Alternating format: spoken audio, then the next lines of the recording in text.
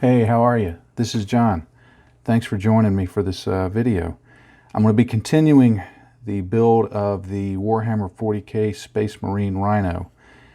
Today I'm going to start painting the interior. So I've got the floor here. There's some various side parts, other things that I'm going to be painting. And I'm going to paint them in Screaming Skull. From Citadel. It's a layer paint from Citadel. I chose this because basically it's a lighter color. I didn't want it to be pure white, but armored vehicles are often a lighter color on the inside. Now, what I'm going to do is, for flat areas like this, I like using this just big fat honking brush here. And I use a technique that's probably closer to dry brush. I call it wet brushing. I don't know if that's a term or not, but that's what I say in my mind. But I've got a little in my palette, and all I do is I get the tip of the brush in the paint, and I offload a little there on the side, and I just start going in and moving the paint around. Now it goes on, when you first hit it, it goes on really thick, but as you move it around, it starts working like, if you've ever dry brushed metallics, they go on really nicely and end up being fairly smooth and get full coverage. So what I do is I go through with this and I brush it on just like that, just quick short strokes. And it'll look a little brush strokey when you first put it on, but the paint is thinned. I've thinned it about 50-50 with water, so it's fairly thin, and I'll give that a couple of minutes to dry and then go in and hit a second coat, and it will end up looking fairly good. Okay, for areas that have a little more detail to them, I'll start with a large brush like this, but I'll use a similar technique. I'll get some of the paint on my brush and I just slap it on like that, knowing that it's going to be a little brush strokey. I'm okay with that. We're not after perfection after all. You're going to see a lot more of the brush strokes on the first coat using this. I could use the bigger brush for some of it and then switch to this, I suppose, but well, I'm just a little weird, I guess. I'll do it this way. But again, I continue in this manner using an almost dry brush type motion. Okay, I've gone ahead and painted the other parts, and now this floor part has dried just a little bit, so I'm going to go back in and I'm going to get a little more paint. This time I'm going to offload a little more of it. We're going to be closer to dry brushing on this step. It's still fairly wet, but there's not as much paint as I had the first time. This second coat will just about fully cover everything, and because of painting it in this motion and lining it all up, it tends to be fairly smooth. We're going to put weathering over it, and because this is a 40K armored vehicle, I'm not too worried if there's a little bit of texture. That's good. It gives some character to the surface. But generally, 2 coats, maybe 3, depending on how much you've thinned your paint, should be enough. All right, the paint's still drying, but I have everything painted in Screaming Skull. And the next step I'm going to do is to go in and start weathering the Screaming Skull. The reason I do that before painting these other parts, I'm going to be doing a lot of sponge chipping and streaking and things like that. It won't be the final weathering steps for that color, but there's a lot of it that I need to get done that will be easier to do if I'm not having to try and avoid these other parts. So I'll do some initial weathering, a lot of chipping on this, and then I'll go in and base paint these and weather those. So that's going to be the next step. Okay, an extra step I thought I'd add in before the chipping is I wanted to do a little bit of dry brushing, just to pop these edges out a little bit. They look fine when you look at them like this. They're easy to see, but I'm thinking about when they're in the model, it's closed up and you're looking in through the rear. It might help to have a little bit of definition to them, just to help them stand out a little more. So I'm actually going to take just some plain pure white, Vallejo white 7951. I'm going to use this makeup brush. It's really soft. My best description would be fluffy. But I've been using this more and more for dry brushing, and it's really good because it deposits the paint on very gently. It doesn't leave a lot of brush marks, and it seems to hold a lot of paint. You can do a lot of dry brushing with this brush. You have to offload it really well, because if you leave too much on, it'll very quickly start painting what you're doing. I always test it on a section before I start. But I'm just going to go in here and I'm going to hit these edges here like this. And because it doesn't deposit a lot of paint like a harsher painting brush would do, it doesn't leave a lot of streaks.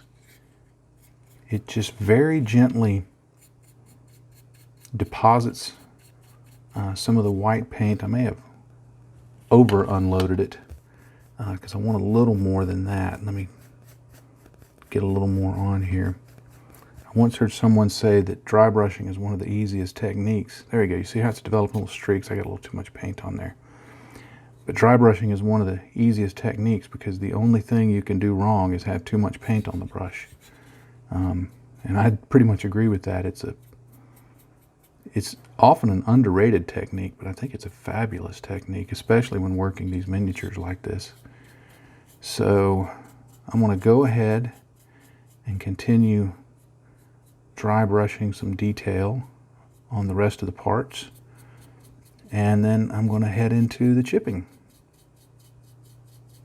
Okay, to start the chipping, I'm going to be using Vallejo Mecha Color Chipping Brown 69035. And I've got my handy dandy piece of sponge and these clamps here. And I just cut them up a little bit on the end with some scissors. And when doing the chipping on a vehicle like this, you have to think in terms of the wear pattern. W-E-A-R. And you know, the crew or the people riding in the back are going to sit here, so these seats are going to get a lot of chipping on them. And then when they're filing out, they're probably going to be heading out together in one, you know, it may be in two columns, it may be in one. I like to think that they're going to kind of head out side by side, just to give it a little more interest. So what I'm going to do is I'm going to start adding a lot of chipping right in there. And I'm going to add it down here too, because their feet, the backs of their feet are going to bang up against this area. Now, 40K is all about, you know, grim dark, you know, the grim dark future. There's nothing but war and, you know, angry guys screaming. And so I think some heavier chipping is certainly warranted. But I'm just going to go around and chip the various edges. And this too will help them stand out. The white, you know, gave a little bit of a basis for that. But this will help them stand out. Notice that I'm getting paint here. This is why I didn't paint this first. I don't have to worry about if I get it on there, because I'll go back later and paint that. Now some of these areas can be a little hard to get to. So what I'll do later is go in with, well, I can do it right now. I get it on the edge of my sponge, the corner, and I just go in with the very corner and touch it in like that and just turn it around.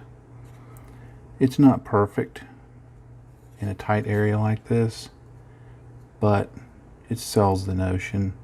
We'll put some wash in there later, and that'll make things a little dirty looking. On the floor, and I'll continue doing that, I still want to do a little more there. On the floor, what I like to do is fit this up here and get kind of an idea where that sits in relation to everything. So where their feet would be heavily chipped. So I'm going to go in real heavy right here at the edges. And then a little lighter as it gets up towards the front. And then I'm going to go a little heavy here because that's where somebody would stand, and there's a little console here, so they're going to mess with that. And then back heavy over on this side. And then in the middle, I'll do a little lighter for now. And you're probably looking at that going, yeah, but it's still completely covered in chips.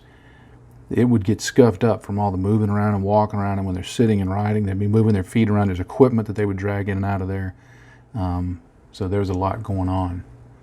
But I'll continue doing this and see where we go next. Here's a little handy tip for how I make sure that the wear pattern that I want to get pretty heavy on this ramp matches up to what's on the floor. I line those two parts up and then I tape it. And that way it holds it steady and I can do my thing, and the wear pattern extends from here on out and it doesn't look like they were done as separate parts. Okay, with all the chipping done, I'm going to start base painting all of the features on the sidewalls, this being the largest one. And I'm just going to use Vallejo Black Gray 7862. And I'll do that for all of the parts, even if they're not going to end up being black gray, because what I want to do is right around the edge, I'll be establishing a real hard line that when I put later color on, I can pull back a little from that and keep that nice hard shadow that will then blend really well with the washes we'll put in. So I'm going to start with my, it's about a number 0 liner brush, and I'm going to use that to edge all the way around everything to make sure it's nice and sharp, and then I'll go in with a bigger brush and finish it off. Okay, with all of the parts painted in black, what I'm going to do now is go in and I'm going to do a light dry brush of some light gray on this panel just to get it to pop out, and then I'll go in and I'm going to start some basing of reddish brown here for some rust, and put in some white to make the dials pop out, and then I'll add some additional color and some silver here, and I'll show you what that looks like in the next segment. Okay, to paint the instrument faces and panels and so forth here, I'm going to use Ammo of MIG Warhead Metallic Blue and Ammo of MIG Metallic Red. These work pretty good to make for shiny instrument faces, and I'll just pick them out with this liner brush, very sharp liner brush, and show you what that looks like when I'm finished. Okay, I've painted in those various instrument dials, and I like the way they turned out. I didn't do anything fancy. It'll be at the very forward part of the crew compartment, so it'll be in a lot of shadow. So I just wanted something that'll indicate some color and maybe just a little bit of shine there. The next thing I'll paint is this. I don't even know what it is, but it looks like it should be rusty to me. It looks kind of like an exhaust pipe or some kind of air pipe or something, so we'll say it's going to rust. It's all made up nonsense anyway. To do that, I've started with a base coat of black, and I'm going to use these paints from Vallejo. It comes in a rust set that they have. Dark brown RLM 61, rust, light rust, and orange rust. And I even numbered them 1, 2, 3, 4, just so I remember what order they go in. Not that the colors wouldn't tell me, but it just helps me refer to it quickly. So I'll start painting that on. Okay, the first thing I'll do is I'll paint in this darker brown color, and I'm not necessarily going for 100% coverage because I'm going to be adding more rust tones over it here shortly. But I'll just paint this in all the way around, leaving just a little bit of that black poking out where it meets with the screaming skull of the interior to help develop just a little bit of a shadow. Okay, the next color will be the next lightest brown. And all I'm going to do here is just go in and just start painting in dots like that.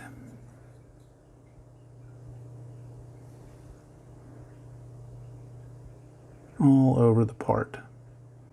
Okay, you can see how that's been painted on there. And right now it's just pretty much polka dots. I left a little bit of the darker color showing through. Now I'll go in with the next lighter color and essentially do the same thing. What I'm trying to do here is get in over a little of the darker color, but also a little of the, I guess you'd say, the second rust color. And just, again, put in, I guess it would be best described as paint chips. The pattern that you might do if you were doing paint chipping. All right, and the last color I'll use will be this lightest orange color. And this time I'm going to go in and do it a little more sparingly so that I don't want this bright orange taking over. Okay, the final step will be to paint over that with some Vallejo Mecha-Color Dark Rust Wash. And I've got some in my palette here. I only put in a drop, and then I thinned it fairly heavily with water so you can see that it's fairly runny and translucent. And all I'm going to do is offload most of it from my brush and just go in here and brush that over it.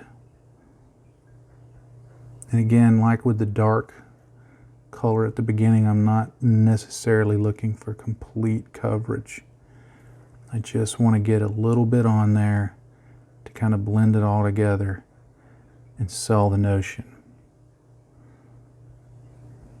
Okay, the next step, I grabbed some Citadel Agrax Earthshade, and I put 3 brushfuls in my palette and 3 brushfuls of water. And what I want to use this for is a combination of filling in the recessed lines, starting that out, wanting them to get darker, but I also just want to use it to grimy up the inside.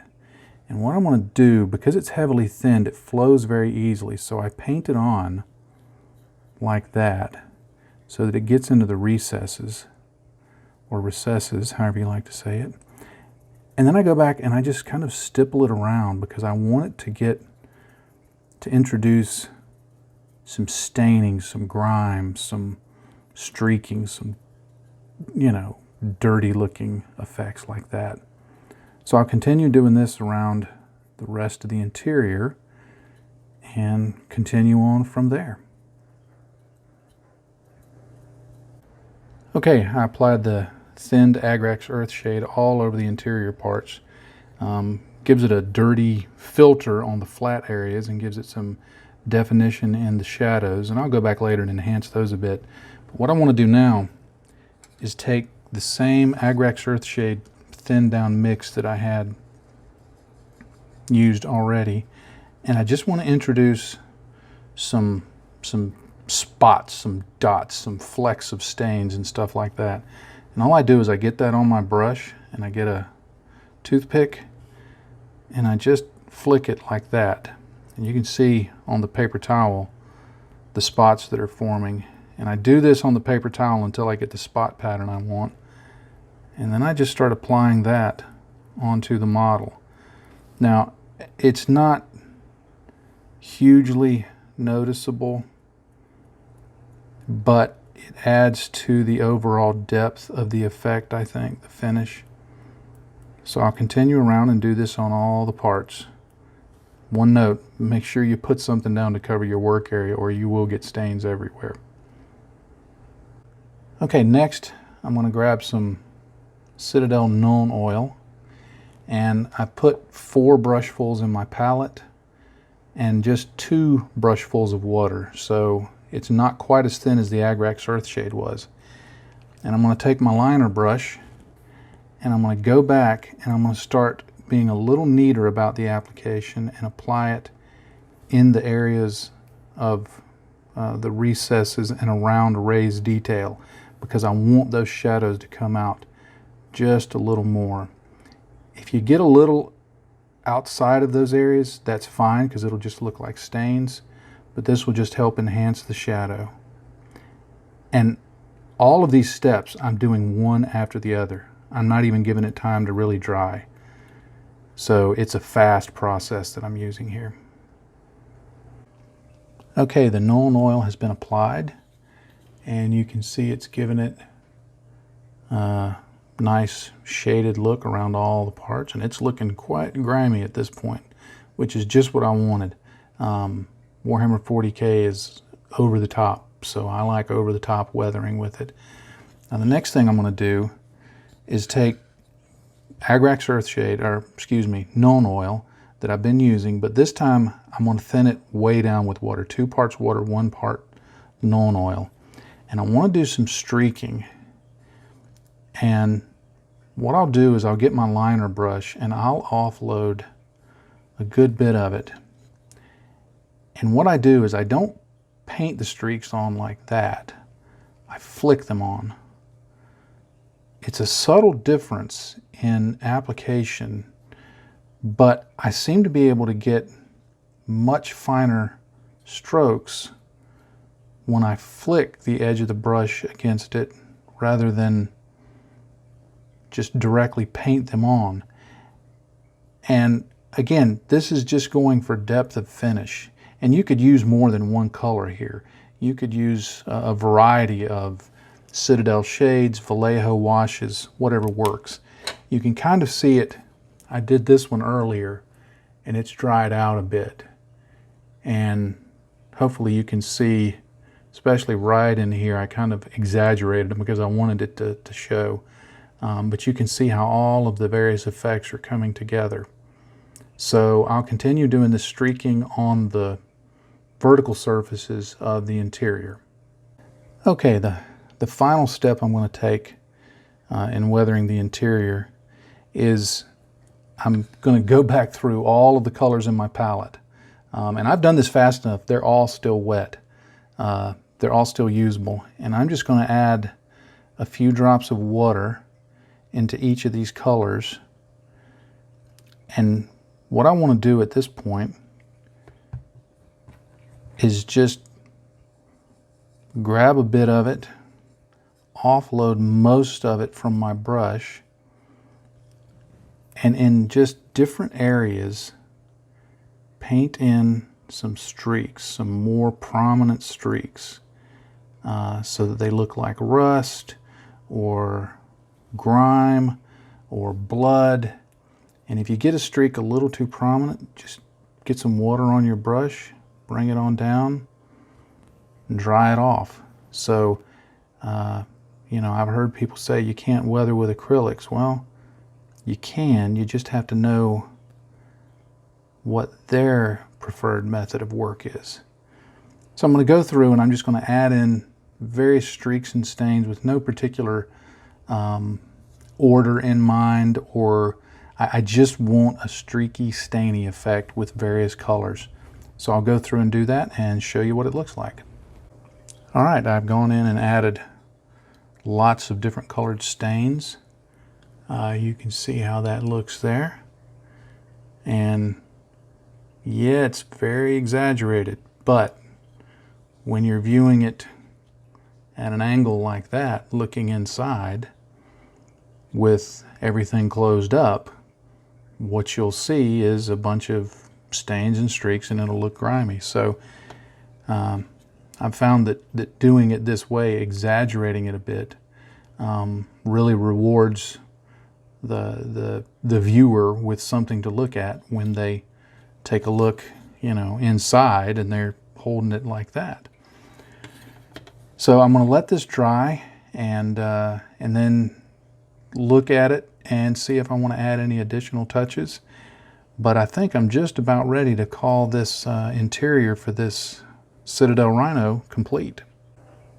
Okay, the final step I take in evaluating any kit that has an interior, for whether I'm happy with the results, is I start dry fitting the parts together to just see how it looks, to see if it's complete enough for what I'm going for with the build.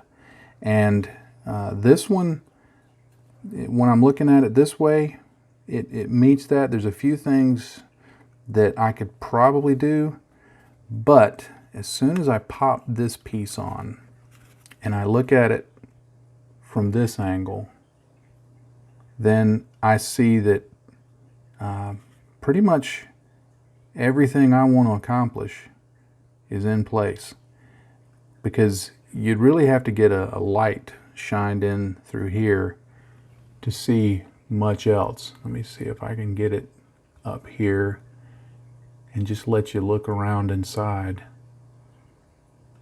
It's a little dark in there, but the lighter paint used for the base gives enough contrast. The heavy panel lining that I did helps the features stand out. The blue that I used on these screens, the shiny blue, and leaving it gloss like that, means that they catch the light and they're seen. So I'm happy with this. So I'll call it finished at this point. As a final word, I just want to say thanks for being a Patreon supporter. This is a Patreon exclusive video, so please don't share the link to the YouTube video, but rather to the Patreon page that this video is on. That'll help me out a bit. And I hope you've enjoyed this video, and I hope it's inspired you, if you haven't ever taken on a Warhammer 40K kit, to maybe look at them. They're a lot of fun to build and paint and weather, and there's really no rules about it. There's no right or wrong. You just do it how you want it, and it's a lot of fun. So the next step in the video will be to get this assembled, get some paint on it, get some weathering. So that'll take 1 or 2 more episodes, and then this guy will be done. So until the next video, have a happy day, friends. Bye-bye.